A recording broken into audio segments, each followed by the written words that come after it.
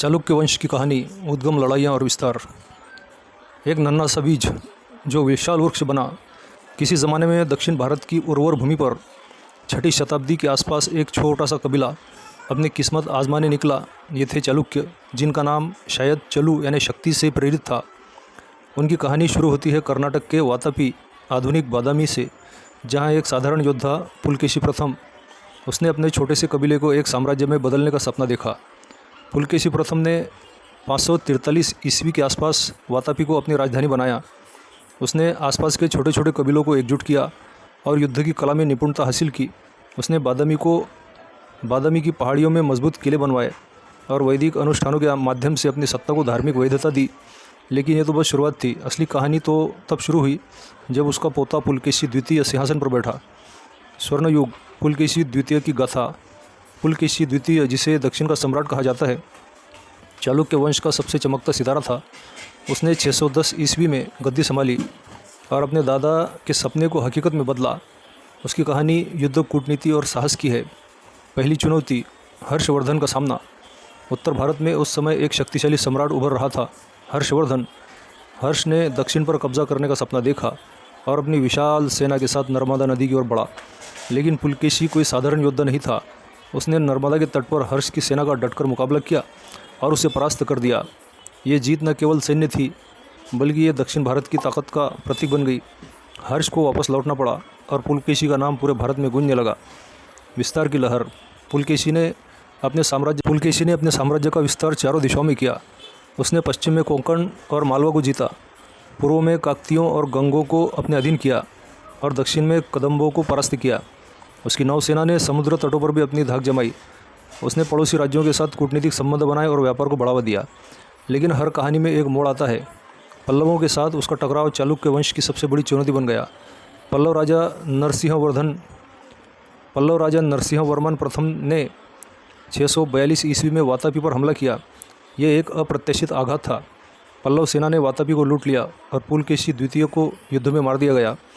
चालुक्य साम्राज्य अंधेरे में डूब गया। पुनर्जनन, विक्रमादित्य का उदय। पुलकेशी की मृत्यु के बाद चालुक्य वंश कमज़ोर पड़ गया। लेकिन कहानी यही ख़त्म नहीं हुई।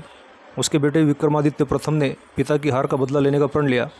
उसने पल्लवों के खिलाफ कई युद्ध लड़े और अंततः 654 ईस्वी में कांची पर कब्जा कर लिया। वातापी फिर से चालुक्य शक्ति का केंद्र बना। विक्रमादित्य ने साम्राज्य को स्थिर किया और कला संस्कृति को बढ़ावा दिया। बादामी की गुफाओं में बनी मूर्तियाँ और मंदिर इस युग की गवाही देते हैं। उतार चढ़ाव बाद के चालुक्य। विक्रमादित्य के बाद चालुक्य वंश ने कई उतार चढ़ाव देखे। विक्रमादित्य द्वितीय 733 से 744 तक ईस्वी, उसने एक बार फिर पल्लवों को हराया और कांची पर कब्जा किया। उसने पल्लव मंदिरों में सोना चांदी दान करके अपनी उदारता दिखाई। लेकिन 8वीं शताब्दी के अंत में एक नई शक्ति उभरी, राष्ट्रकूट। 753 ईस्वी में राष्ट्रकूट राजा दंतीदुर्ग ने चालुक्य राजा कीर्तिवर्मन द्वितीय को हराकर वातापी पर कब्जा कर लिया। बादामी का चालुक्य वंश समाप्त हो गया। कल्याणी के चालुक्य। कहानी यहीं ख़त्म नहीं होती। 10वीं शताब्दी में चालुक्य वंश ने फिर से सिर उठाया। इस बार कल्याणी यानी आधुनिक बसव कल्याण से।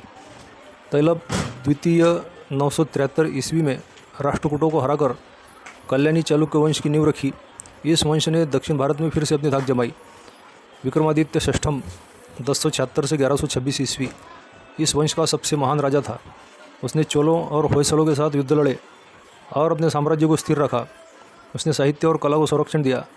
मशहूर कवि बिल्हन ने उसकी जीवनी विक्रमांक देवचरित में उसके कारनामों का बखान किया है। लेकिन 12वीं शताब्दी के अंत तक चालुक्य और कमज़ोर पड़ गए और होयसलों और चोलों ने उनके क्षेत्रों पर कब्जा कर लिया। चालुक्य की विरासत। चालुक्य वंश की कहानी साहस, युद्ध और पुनर्जनन की है। उन्होंने न केवल युद्ध के मैदान में अपनी ताकत दिखाई, बल्कि कला और संस्कृति में भी अमिट छाप छोड़ी। बादामी, एहलोय और पट्टकदल में मंदिर आज भी उनकी शिल्पकला की गाथा गाते हैं। चाहे वो पल्लवों से उनकी दुश्मनी हो या हर्षवर्धन से टक्कर, चालुक्य हमेशा इतिहास के पन्नों में एक योद्धा वंश के रूप में चमकते रहेंगे। और इस तरह एक छोटे से कबीले ने भारत के इतिहास में अपनी अमर कहानी लिख दी।